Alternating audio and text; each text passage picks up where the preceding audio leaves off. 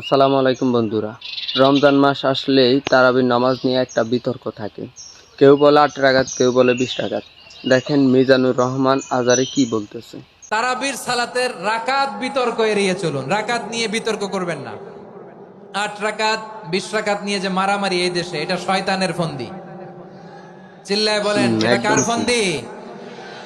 আমরা 20 রাকাত পড়ি, আপনারা হয়তো 8 রাকাত পড়েন, কোনো অসুবিধা নাই। আমরা যারা 20 রাকাত আমরা পড়তেছি, আমরা 20 রাকাতের কথাই বলি। 20 রাকাত আমরা পড়বো আজীবন। সৌদি আরবে মক্কা মদিনায় 20 রাকাত পড়ে, কোনো অসুবিধা নাই। অন্যান্য মসজিদগুলো 8 রাকাত পড়ে। এই নিয়ে এদের মধ্যে মারামারি আছে?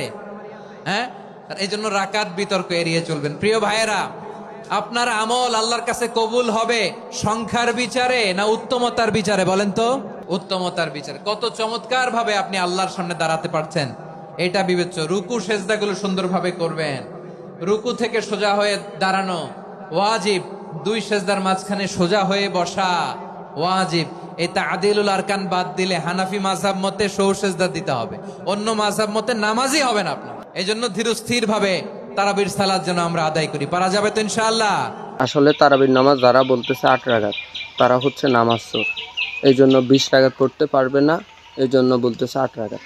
আরে ভাই, আপনি 20 রাকাত পারলে 20 রাকাত পড়বেন, 8 রাকাত পারলে 8 রাকাত পড়বেন, 4 রাকাত পারলে 4 রাকাত পড়বেন। কেউ তো আপনাকে ধরে রাখতেছে না। তো ভিডিওটি ভালো লাগলে অবশ্যই লাইক, কমেন্ট, শেয়ার করে দিবেন, যেহেতু অন্যান্য মানুষগুলো জানতে পারে।